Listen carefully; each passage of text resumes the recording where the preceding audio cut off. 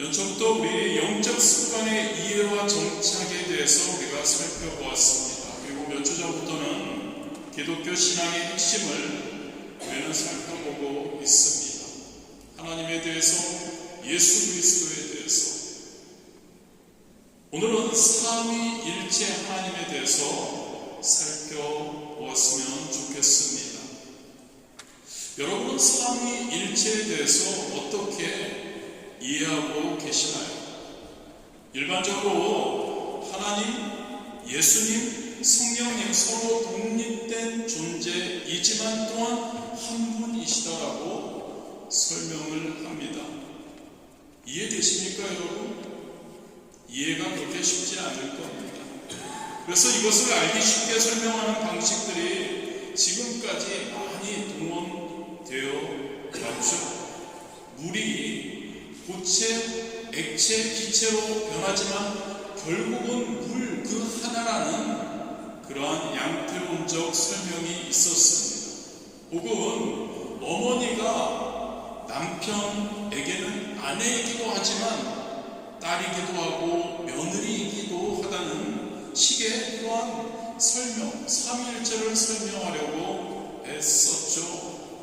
사실 이렇게 세 분이 각각 독립적이시면서도 한 분이시다, 이런 설명이 유익하지 않은 것은 아닙니다. 그러나 삼위일체에 대한 개념 자체가 저와 여러분의 3차원적인 차원을 넘어서기 때문에 이렇게 설명하려고 하는 것, 그러나 성경에서 우리에게 삼위일체에 대해서 말씀해 주고자 하는 의도를 충족시키기는 쉽지 않습니다.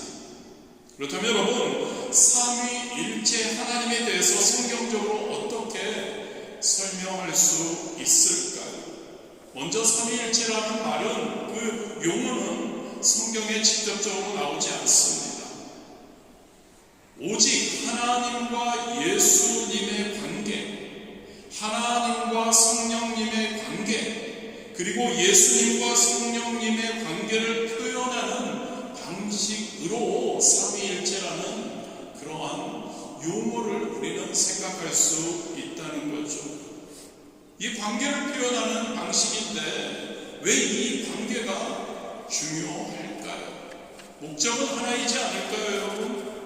하나님 편에서 인간의 구원을 위해 필요한 것입니다. 할렐루야. 하나님께서 하나님, 예수님, 성령님 그 관계를 통해서 인간에게 그게 세 분이시며 한 분이시라는 게 어떤 의미가 있냐는 거죠. 그분이 바로 우리를 구원하시는 그러한 것에 중요하다는 것이죠. 이 시간 각각 독립된 인격을 지니신 하나님의 세 속성이 인간인 저와 여러분의 구원을 위해서 어떻게 나타나셨는지를 한번 살펴보기 원합니다. 잘 집중해서 들으시는 게 좋으실 겁니다.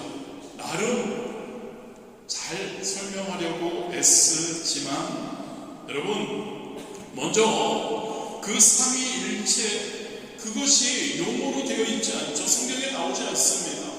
그런데 우리는 성경에서 그 삼위일체에 대해서, 삼위일체 하나님에 대해서 우리는 근거를 찾을 수 있죠. 성경에서 삼위일체를 암시하는 이야기는 창세기 1장 26절에 처음으로 등장하죠.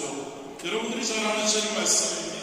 하나님이 이르시되 우리의 형상을 따라 우리의 모양대로 우리가 사람을 만들고 그들로 바다의 물고기와 하늘의 새와 가축과 온 땅과 땅에 기는 모든 것을 다스리게 하자 하시고, 우리라는 복수형이 등장하죠.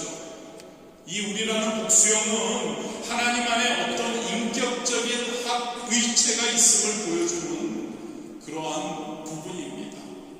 이를 삼위일체 하나님에 대해서 성경에서 암시한다고 우리는 이해할 수 있는 거죠. 또한 마태복음 3장 16절 17절에 요단강에서 예수님께서 침례받는 장면이 나오죠.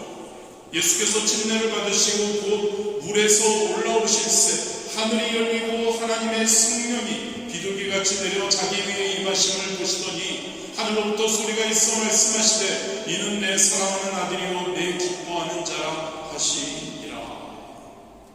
성부 하나님, 성자 예수님, 성령 하나님께서 한 자리에 한 곳에 나타내는 이 장면이죠. 바로 삼위일체 하나님의 상징성을 보여줍니다. 하나님 성부 하나님께서는 말씀하시는 분으로, 그리고 육신이 되어서 침례받으시는 성자 예수님, 그리고 비둘기같이 임하시는 성령 하나님이 한 자리에 나타내시는 것을 우리에게 보여주고 있죠. 삼위일체의 상징성인 겁니다. 또한 요한복음 1장 1절에 보면 예수님은 말씀 속에서 아버지와 아들이 하나 되심을 우리에게 이야기해 주십니다. 삼위일체를 이야기하는 거죠. 하나님과 아들이 함께한다. 태초에 말씀이 계시니라. 이 말씀이 하나님과 함께 계셨으니 이 말씀은 곧 하나님이시니라. 이 말씀은 인격체이신 하나님의 한 말씀이다, 한 존재, 한 본질이다라고 표현하고 있는 거죠. 그리고 요한복음 1장 14절 18절에 보면 말씀이 육신이 되어 우리 가운데 거하시며 우리가 그의 영광을 보니 아버지의 독생자의 영광이요 은혜와 진리가 충만하더라. 본래 하나님을 본 사람이 없으되 아버지를 품속에 있는 독생하신 하나님이 나타내셨느니라. 14절에 보면 말씀이 육신이 되어라는 말씀이 있습니다. 하나님과 본질상 한 분이신 그분이 우리에게 또 하나의 모습으로 나타내셨다는 것을 우리에게 이야기를 해주고 있죠. 그 말씀이 예수 그리스도이시고 18절에 독생하신 하나님이라고 말하고 있습니다. 마찬가지입니다. 이 독생하신 하나님이 예수 그리스도를 우리에게 이야기를 해줍니다. 그리고 18절에 하나님을 본 사람이 없으되 성육신하신 그리스도가 하나님을 나타내셨다라고 말씀하시며 하나님 아버지와 하나님 아들이 하나 되심을 우리에게 이야기를 해주고 있는 거죠. 성경에서 이처럼 삼위일체에 대해서 말씀을 해줍니다. 또한 성경에서 삼위 하나님이 서로의 관계를 나타내는 구절들이 많이 있습니다. 그 구절들마다 어떤 목적과 연관되어 있음을 우리는 발견하게 됩니다. 가령 누가가 예수님이 성령님에 이끌려 어디로 가셨다 혹은 성령님에 이끌려 시험을 받으셨다라는 구절들을 많이 사용하고 있죠. 즉 삼위 하나님께서 성경에서 통해서 말씀을 통해서 하실 때 삼위 하나님이 하시는 일은 예수님께서 성육신 하신 것과 함께 어떠한 사역적인 모델로 나타나신다는 겁니다. 즉 여러분, 저와 여러분이 성부, 성자, 성령, 삼위 하나님의 그 실체를 이해하기 원한다면 예수님이 성육신 하셔서 이 땅에 오신 것처럼 구원의 관점으로 우리는 그 세 분을 보아야 한다는 것이죠. 2주 전에 우리는 하나님의 속성에 대해서 살펴보았습니다. 영원하신, 무소부재하신, 전능하신, 신실하신, 그리고 전지하신.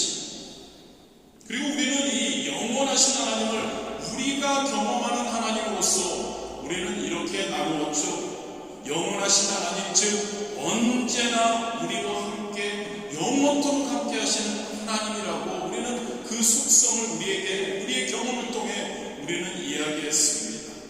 무소부재하신 하나님, 어느 곳에서나 계시는 하나님, 즉 어디까지나 어느 곳이나 우리와 함께 동행하시는 하나님이라고 그 하나님의 속성에 대해서 우리가 나누었죠. 전능하신 하나님, 즉 전능하시니까 우리의 어떠한 상황에서도 우리의 모든 것을 도와주시는 하나님이에요.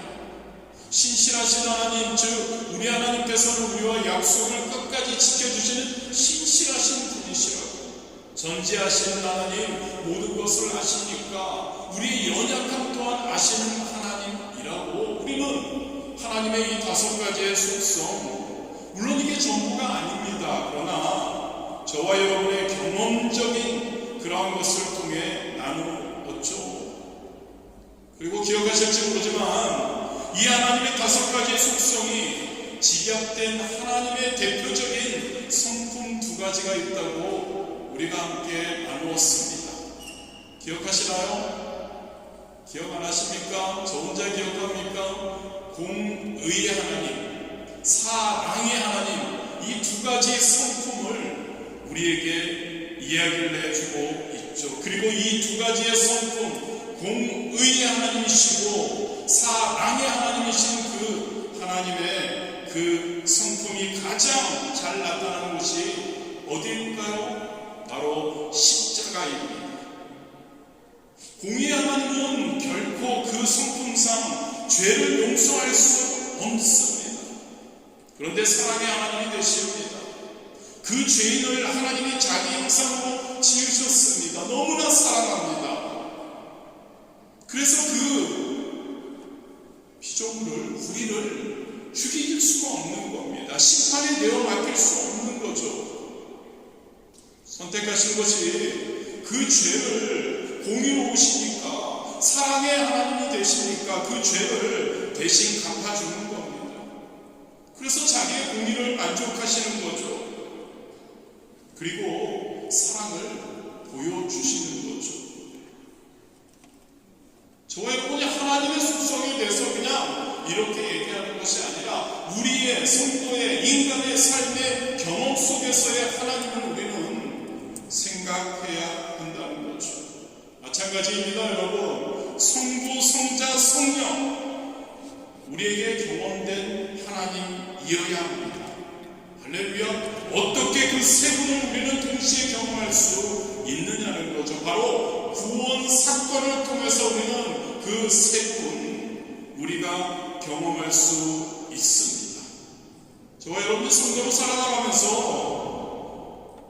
누군가가 우리에게 삼위일체에 대해서 설명하라고 꼭 하지는 않을 수 있습니다만, 적어도 성도라면 우리가 구원을 받을 때 우리에게 어떤 일이 일어났는지에 대해서는 설명할 수 있어야 하는 줄 믿습니다. 자다가도 선명하게, 그래, 내가 구원받을 때는 이러한 일이 있었어, 너도 믿어봐, 이래서 이렇게 좋은 거야. 우리가 성도에 어떠한, 뭐라고 할까요? 권리가 아니고 또 뭐가 있죠? 책임? 해야 될 것? 우리는 전도라고 이야기합니다. 바로 전도가 우리가 복음을 통해 우리가 구원받은 것을 우리가 주변에 있는 이들에게 전하는 거죠. 풀어서 전하는 것. 이게 바로 전도인 거죠. 우리가 복음 안에서 겪은 일들을 구체적이고 선명하게 이해하고 있을 때, 저와 여러분이 그렇게 이해하고 있을 때 그것을 전하는 것이 전도이고, 그럴 때 전도는 우리에게 큰 올무가 되지 않을 겁니다.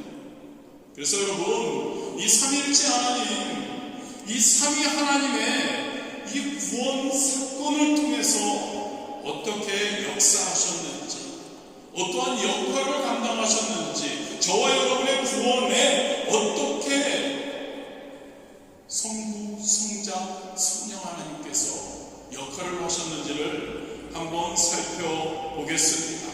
에베소서 1장 3절에서 14절을 우리가 한 절 한 절 살펴보면서 우리가 성부, 성자, 성령님이 하신 일, 그리고 그들이 어떻게 함께 연합으로, 그리고 어떠한 일을 이루려고 하셨는지에 대해서 우리는 살펴보기를 원합니다. 구원의 관점에서 보는 삼위일체 하나님입니다. 구원의 관점에서 먼저 성부 하나님은 어떤가요? 에베소서 1장 3절입니다. 찬송하리로다.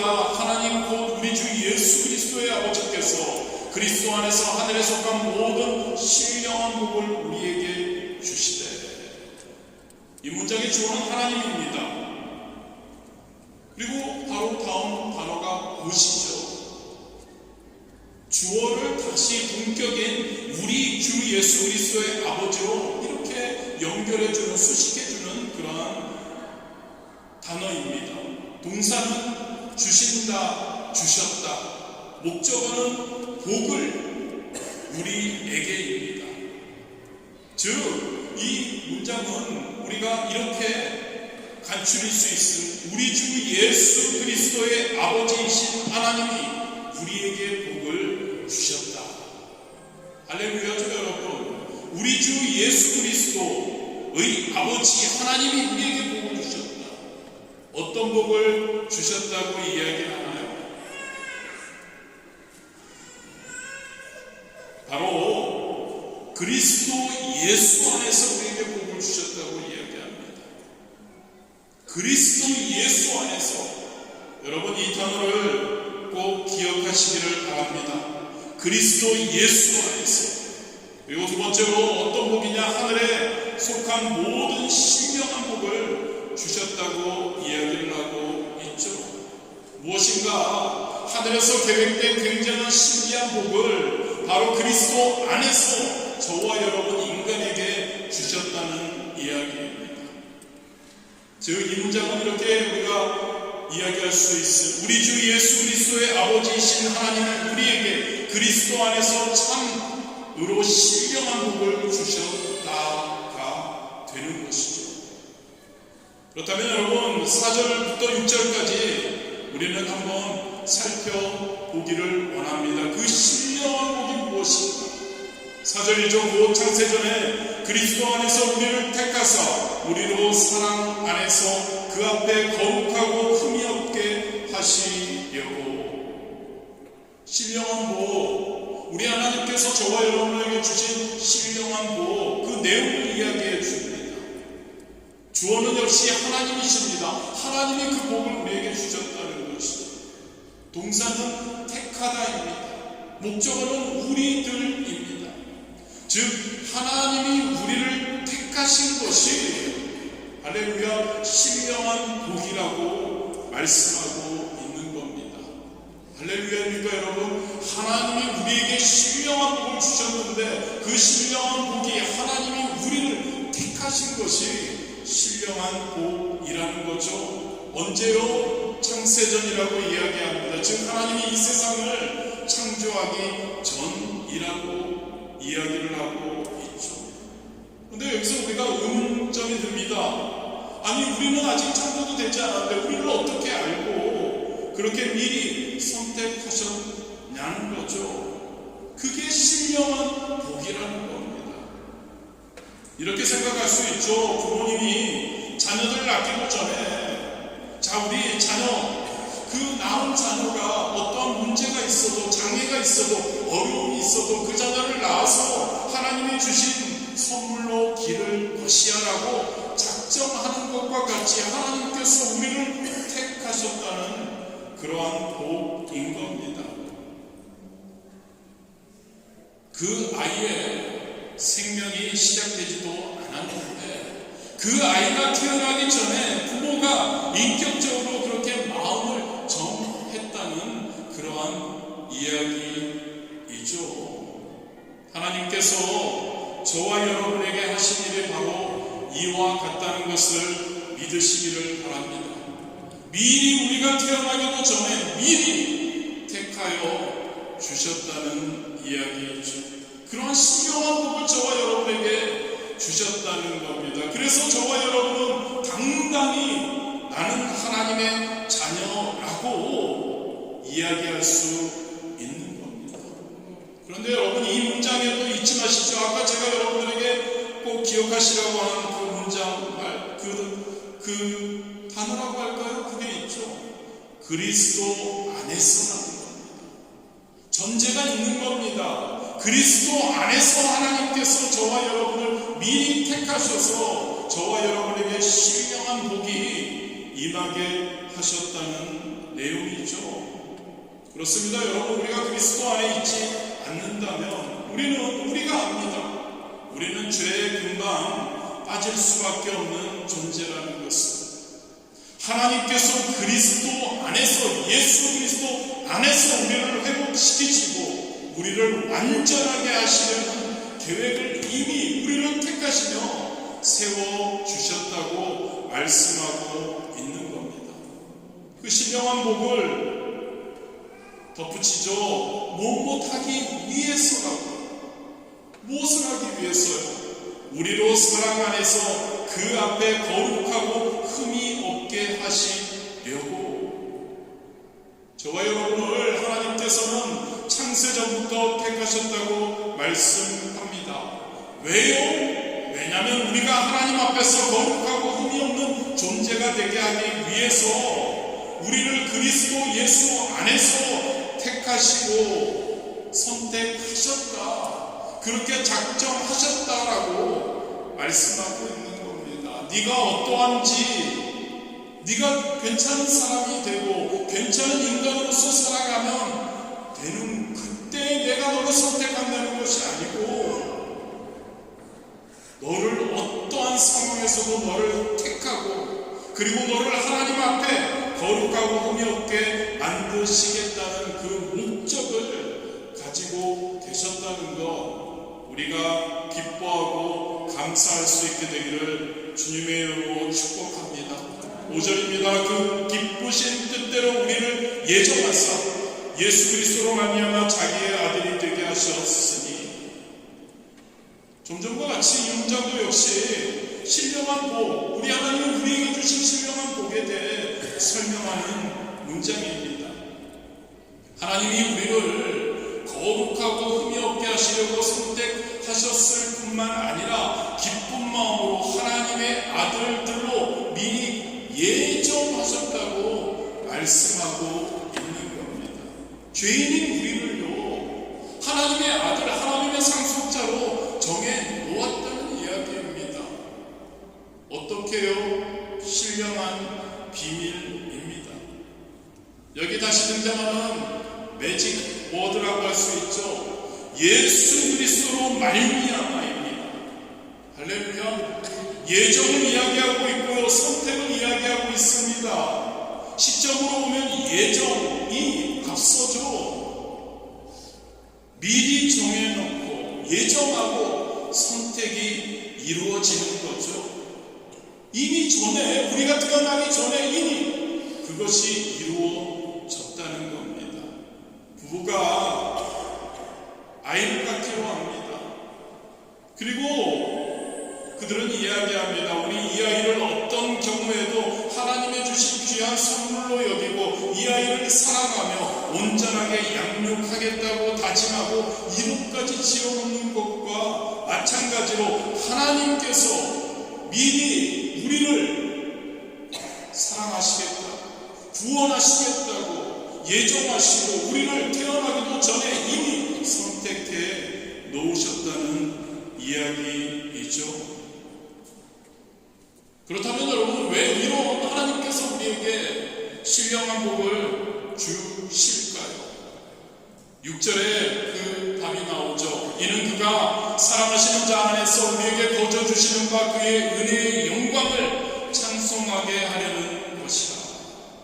그의 은혜에, 그 하나님의 은혜의 영광을 찬송하게 하기 위해서 우리에게, 죄인인 우리에게 신령한 복을 주신다는 이야기이죠. 여기에서도 매직 워드는 빠지지 않습니다. 그가 사랑하시는 자, 즉 예수 그리스도 안에서 이러한 일이 일어난다는 겁니다. 힘드시죠? 그런데 여러분, 너무나 중요한 겁니다. 요약해 드리겠습니다. 너무 힘드실 것 같아서. 성부 하나님은 우리에게 복을 주셨습니다. 할렐루야. 그리고 성부 하나님은 하신 일이 네 가지로 우리는 생각할 수 있습니다. 창세전에 우리를 그리스도 안에서 선택해 주셨습니다. 그리고 우리를 예수 그리스도를 통해 자기의 아들이 되도록 예정해 주셨습니다. 이것은 저와 여러분, 죄인된 저와 여러분이 거저 주시는, 하나님이 거저 주시는 그 은혜에 영광을 찬송하게 하려 하신 것이죠. 매직 워드는 뭐라고요? 그리스도 안에서.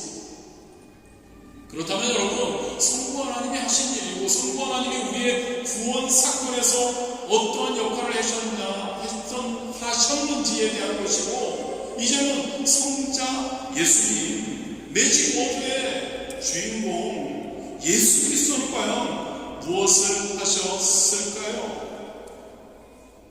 하나님은 구원을, 우리의 구원을 설계하신 분이시죠. 연출하시는 분이신데 과연 예수님은 무엇을 하셨냐는 거죠.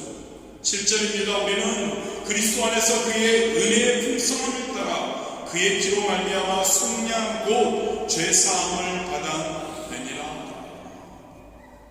그의 피로 말미암아라고 기록합니다. 그가 누구인가요? 바로 예수 그리스도. 그의 은혜의 풍성함을 따라해서 은혜의 풍성함이라는 것은 무엇일까요? 은혜의 풍성함, 그것은 바로 예수님께서 행해 주신, 자기의 살과 피를 아낌없이 내주신, 하나님 앞에서 우리의 죄의 값을 대신 치러 주신 대속의 은혜임을 믿으시기를 바랍니다. 바로 예수 그리스도께서 무엇을 하셨다는 거죠? 바로 하나님이 계획하신, 하나님이 예정하시고 선택하신 일을, 저와 여러분을 사랑하시고 구원해 주시기 원하시는 그것을 예수님께서는 하나님의 그 계획과 예정과 선택을 이루셨다는 것을 믿으시기를 주님의 이름으로 축복합니다. 우리는 어떻게 하나님 앞에서 거룩하고 흠없게 될까요? 어떻게 우리는 하나님 앞에서 아들이라고 말할 수가 있을까요? 어떻게 우리는 하나님의 은혜의 영광을 찬송할 수 있을까요? 예수 그리스도를 인해서인 줄 믿습니다. 예수님께서 죄인인 저와 여러분을 그의 피로 값주고 사셨기 때문입니다. 그의 피로 우리를 속량하셨기 때문입니다. 우리의 죄를 죄사하여 주셨기 때문입니다. 그것이 바로 예수 그리스도가 하신 일인 줄 믿습니다. 8절과 9절입니다. 이는 그가 모든 지혜와 총명을 우리에게 넘치게 하사 그 뜻의 비밀을 우리에게 알리시는 것이요 그의 기뻐하심을 따라 그리스도 안에서 때가 찬 경륜을 위하여 예정한 것이니. 이 예수님의 속량, 이것의 결과를 이야기하는 겁니다. 그 뜻의 비밀을 우리에게 알리셨다. 즉 예수 그리스도 안에서 때가 찬 경륜, 즉 구원의 비밀을 우리에게 알게 해 주셨다는 것을 이야기하고 있습니다. 할렐루야. 우리의 죄를 사해 주셨고 우리가 구원을 알게 해 주신 거죠. 10절입니다. 하늘에 있는 것이나 땅에 있는 것이 다 그리스도 안에서 통일되게 하려 하시니라.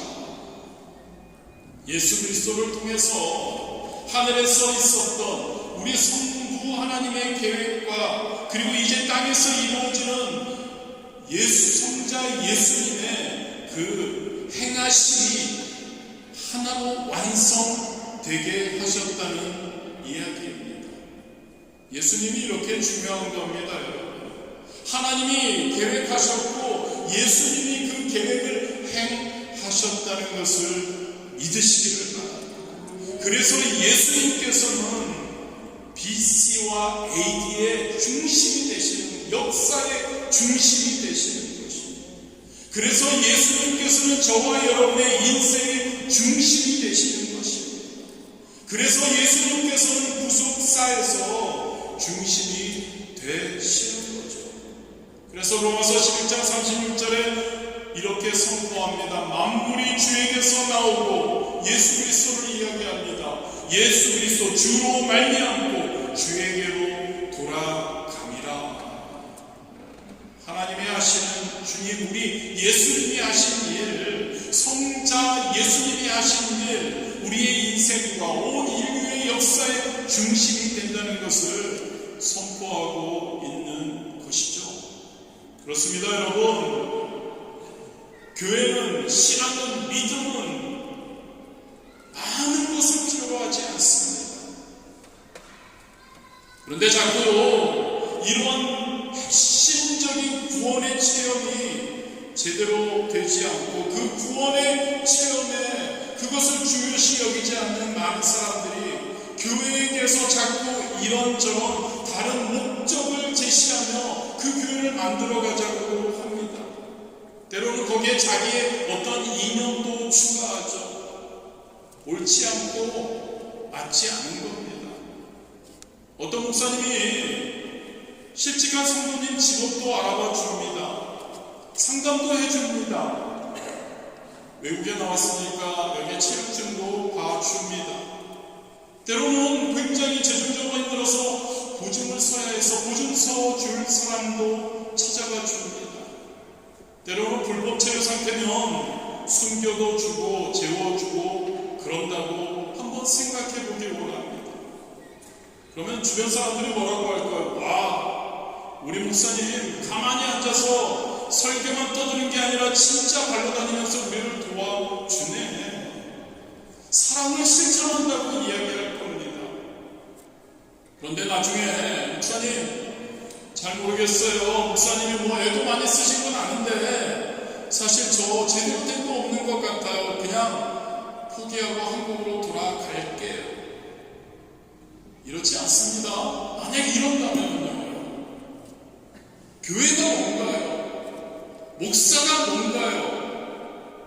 이런 것들이 무익하다는 말이 절대 아닙니다. 제가 강조하고 싶은 것은 정말 그리스도인으로서 교회가 해야 할 것이 무엇인가를 우리는 생각해야 한다는 이야기이죠. 할렐루야. 세상 사람들은 여러분 예수 그리스도를 만나는 것이 교회에 나오면 하나님의 말씀을 조금 읽으면 되는 것 같은 너무나 값싼 일이라고 생각합니다.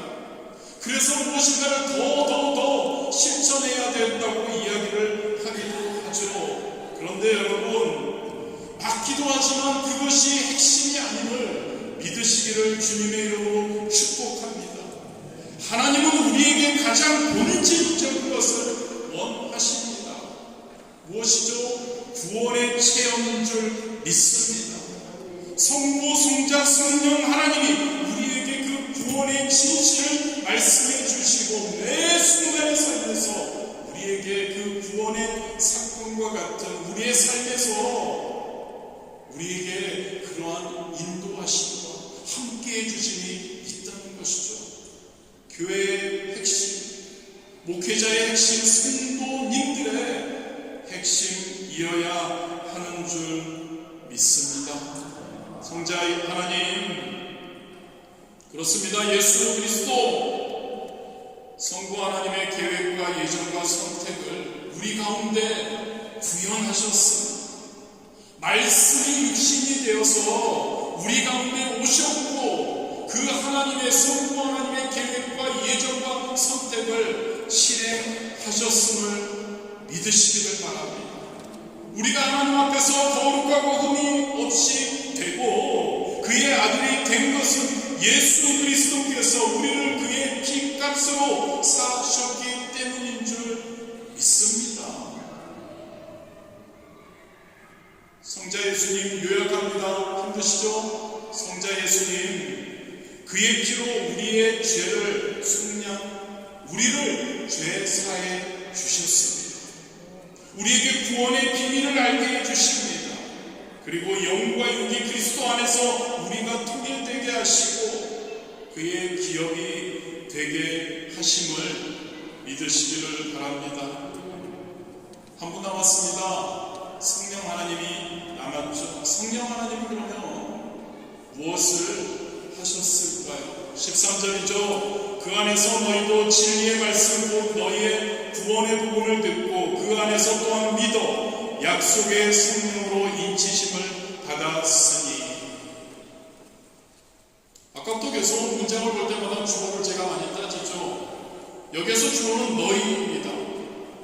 성령님이 직접적인 주어는 아닙니다. 그러나 하나님이 계획하고 예수님의 하신 일을 우리가 들을 수 있게 하신 분이 성령님이라고 말씀하고 있습니다.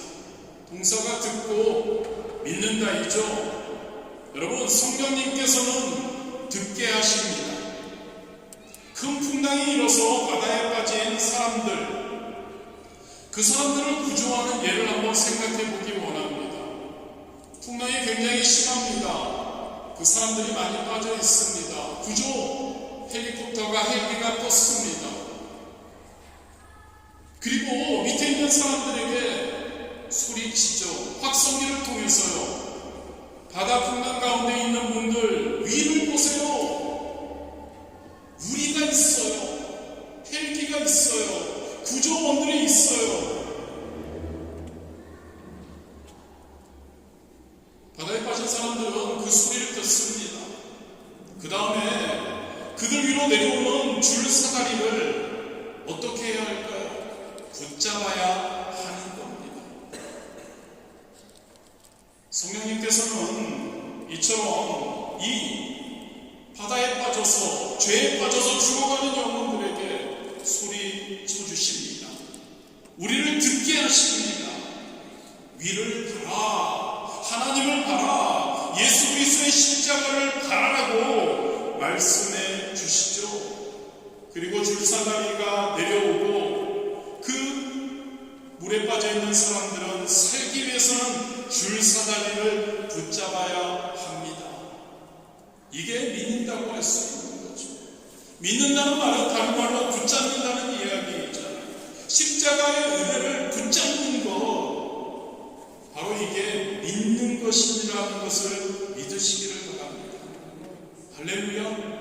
십자가의 은혜를 붙잡는 것, 죽을 수밖에 없는데 하나님으로부터 줄사다리가 내려왔을 때 그것을 붙잡는 것, 그것이 바로 믿음인 겁니다. 그리고 성령님께서 바로 우리의 구원의 복음을 듣게 하시고, 그리고 그 복음을, 십자가의 은혜를 붙잡게 하셨다는 것을 믿으시기를 바랍니다. 그리고 약속의 성령으로 인치심을 받았느니라고 말씀하고 있죠. 즉 확실하게 묶어주었다는 것을 이야기합니다. 자, 우리가 헬기로부터 들리는 그 구조대 원으로부터 들리는 그 소리를 듣습니다. 헬기 떴어, 위로 쳐다봐. 줄사다리가 내려옵니다. 줄사다리를 붙잡습니다. 그리고 우리 불사다리, 약속의 성령으로 인치심을 받았다. 줄사다리에서 이제 자각이 났는데 떨어지지 않게 하기 위해서 줄로 단단하게 묶어주는 것을 이야기하죠. 이것이 바로 인치심입니다.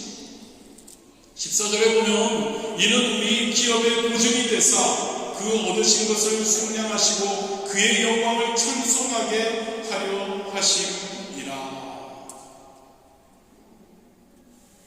우리가 그 복음을 듣고, 그리고 그 사다리를, 복음을, 십자가의 은혜를 붙잡고, 그리고 우리가 성령의 인치심을 통해 줄로 꽁꽁 그곳에 떨어지지 않도록 묶이고, 그리고 나면 우리 기업의 보증이 되신다고 이야기합니다. 기업은 하나님의 하신 일을 이야기합니다. 기업은 구원을 이야기합니다. 구조되고 난 후에 당신은 이제 구출되었어요. 이제 안전해요. 걱정하지 마세요라고 헬기에 올라왔을 때 그 물에 빠진 사람에게 구조대원들이 이야기를 해줄 겁니다. 이게 바로 보증이라고 할 수 있는 겁니다. 수술을 받고 나면 의사가 수술 결과에 대해서 확실하게 말해주는 것과 같습니다. 바로 성령님께서 우리에게 이러한 것을 해 주신다는 이야기이죠. 너 구원받았어. 너 자유해. 너 안전해. 너는 선택받았어. 너는 사랑받은 자야라고 성령님께서 우리를 안심시키시고 보증해 주신다는 이야기입니다. 성령님의 하시는 일은 4가지 요약해 드립니다. 듣게 하십니다. 믿게 하십니다. 인쳐주십니다. 보증해 주십니다. 즉 성령님께서는 우리가 죽을 수밖에 없는 죄인인 우리가 복음을 듣게 하시는 줄 믿습니다. 그 믿음으로 우리가 그 복음을 붙들게 해 주시는 거죠. 약속의 성령으로 인치시고 그리고 구원의 기업의 보증이 돼 주시는 겁니다. 할렐루야. 이렇게 여러분 삼위일체 하나님의 사역을 우리가 구원의 관점에서 한번 살펴보았습니다. 이것은 여러분 우리를 사랑하시는 성부, 성자, 성령 하나님 간의 서로 거룩한 협력을 통해서 나타나는 겁니다. 그 협력을 통해서 저와 여러분이 무엇이 되었죠? 구원을 받았다는 것을 믿으시기를 바랍니다. 그 성령님과 그 예수님과 하나님의 그 협력적인 차원에서 성부 하나님이 뭐라고요? 그 계획, 그것을 계획하시고 그것을 연출하시는 분이십니다. 성부 하나님 예수님께서는 십자가에서의 사역을 통해 우리를 그 계획을 이루어 주신 것입니다. 성령 하나님은 그것을 도와주시는 그러한 역할을 행했다는 것을 믿으시기를 바랍니다. 성부 하나님께서는 저와 여러분 구원의 위대한 설계자이며 연출자, 예수님은 우리 곁에 계시면서 우리의 실질적인 구원자, 성령님은 우리 안에 내주하시면서 바로 그 하나님, 그 예수님을 알게 하시고 우리를 도우시는 조력자이심을 믿으시기를 바랍니다. 초반에도 잠시 이야기 나누었죠. 우리는 하나님의 성품을 어떠한 추상화하는 것보다 경험적으로 우리가 생각해 보았습니다. 성부, 성자, 성령 하나님에 대해서도 우리는 이렇게 생각할 수 있습니다. 성부 하나님은 내 위에 계신 하나님, 성자 하나님은 나의 안에서 나의 구원을 이루시는 하나님, 성령 하나님은 바로 내 안에 계셔서 나를 믿게 하시고 복음을 듣게 하시고 하나님의 말씀을 듣게 하시고 하나님의 음성을 듣게 하시고 그리고 그것을 믿게 그리고 그것을 행할 수 있도록 도와주신다는 것을 믿으시기를 바랍니다. 삼위일체 하나님이 나의 구원을 설계하시고 이루시고 도우신다. 그 구원에 대한 확신을 주신다. 이게 여러분 그리스도에 있는 저와 여러분이 경험한 구원이고 그리고 삼위일체 하나님인 겁니다. 저와 여러분이 주변에 이것을 정확하게 생각하시고 기억하시고 아시고 주변의 많은 이들에게 전할 수 있어야 할 줄 믿습니다.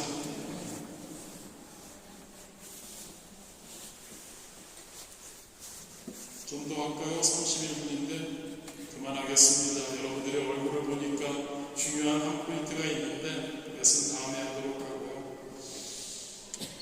그렇습니다. 여러분, 삼위 하나님, 삼위일체 하나님은 우리의 구원을 위해 서로 협력하셨다는 것을 기억하시기를 바랍니다.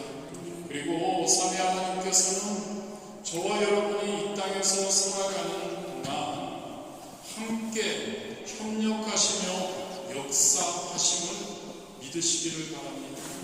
할렐루야. 하나님께서는 우리의 인생을 계획하십니다. 우리의 인생을 이끌어 주십니다. 예수님께서는 우리의 인생 가운데 매 순간 예수 그리스도의 보혈의 피를 기억하게 하시고 우리가 사랑할 수 있게 해 주십니다. 성령님께서는 그것을 우리가 깨닫게 하시고 이해하게 하시고 성령님께서는 우리가 그것을 그 셈을 구원은 이례적인 것이죠. 구원 사건. 그 다음의 삶 가운데 성령님께서 우리를 이끌어 주시는 겁니다. 구원에서 우리가 절대 탈락하지 않게 하시고 우리가 그 구원 안에서 지속적으로 우리 하나님의 영광을 위한 선교의 길을 가게 하신다는 것. 할렐루야. 그래서 성령의 충만함이 우리에게 절실하다는 것 기억하는 저와 여러분 되기를 주님의 이름으로 축복합니다.